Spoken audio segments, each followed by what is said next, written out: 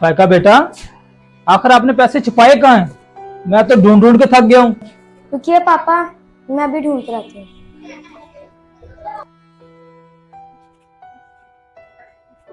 पापा,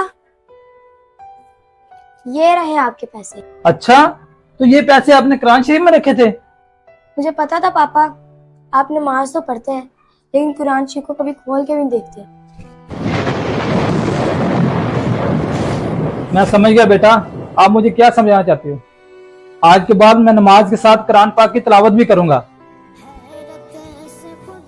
कुरान पाक खुद भी पढ़ें और अपने बच्चों को कुरान का हाफिज बनाएं। वीडियो अच्छी लगे तो शेयर लाजमी करना।